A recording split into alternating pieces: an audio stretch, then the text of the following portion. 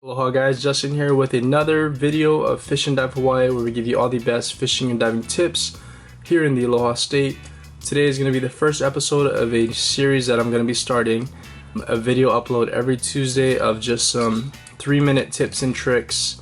I'm going to start it off with mostly fishing rigs because I feel like that's going to benefit you guys the most, and then I'll also be doing some like pro tips, like some gear maintenance and other stuff. So if you guys have any video requests, just comment below and I'll see what I can put together for you guys.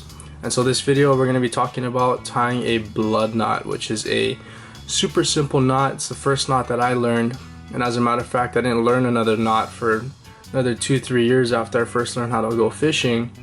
And so that just goes to show how powerful just learning this one simple knot is. Now the only problem with this knot is it doesn't really work much like other knots after about 70-80 pound tests, just because it's going to be more difficult to tie it just based on how you have to do it. So without further ado, let's learn how to tie this knot. And so the line we're going to use today is called Mill Ends. You can find this at your local Walmart, Longs, pretty much anywhere they sell fishing gear, and it's really inexpensive. I know friends that buy like the big rolls just because it's cheaper, but I like these just because it's super convenient, and if I'm going like a more light tackle rig, then I can throw this in my small whipping bag and it's super convenient. I don't have to carry a big spool with me. So I'm using this 30 pound test monofilament line. So what you're going to want to do is cut whatever distance you're going to be using. I'm going to show you guys how to tie this knot on a swivel just because it's going to be that much easier, but you can use this for pretty much anything. If you're going to tie this on a plug, or if you're going to tie this on any type of lure or a hook even. So first thing you're going to want to do is put this line through the eye. Make sure you have a lot of room in it and give it a little bit more. Then you're going to spin this at least 5 or 6 times. You don't want to be frugal with spinning the lines. So 5 or 6 times is good.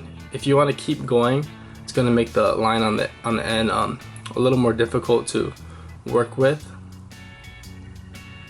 And so 5 or 6 times is like the perfect amount. So now this is what it looks like spun around 5 or 6 times.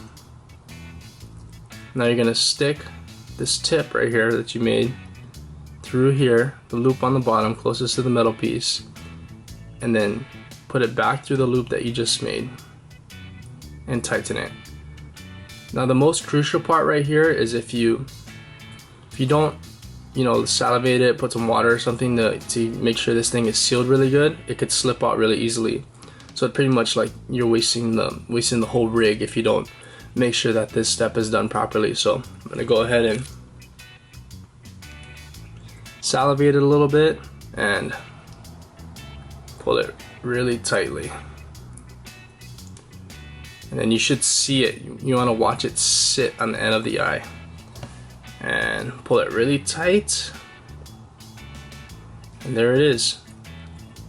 Now I'm going to demonstrate it one more time without wetting the knot after I tie it, and then we'll see if it slips out.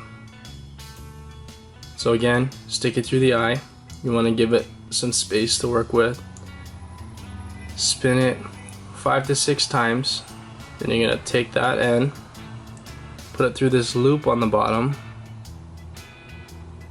and then stick it back through the loop that you just created. So back through here.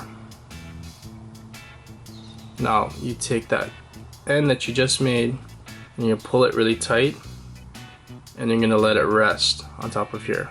And boom. Now I'm going to pull it really tight. Now if this thing it looks like it's sitting well right here without me having to wet the rig and seal it up really good. What you're gonna notice is this tip right here, or whatever leftover you have that you might clip off. If you're pulling this and the rig isn't tied good, it's gonna slowly start slipping out. So you really wanna make sure that it's not going anywhere before you throw it out. Otherwise, even if you get a strike or have a fish interested in your bait and whatnot, once it hits that line and starts pulling a little bit, this thing's gonna slip right out and you're gonna be super bummed. So you want to make sure that this knot is tied correctly. but it is a super simple knot.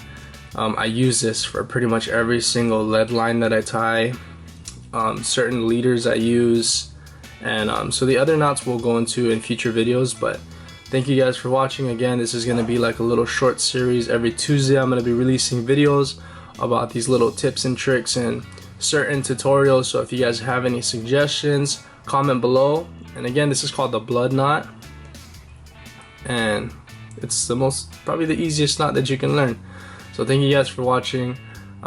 Watch my other videos if you haven't, and just comment below and tell me what you think. Would love to hear you guys' feedback. Alright, thanks guys, mahalo.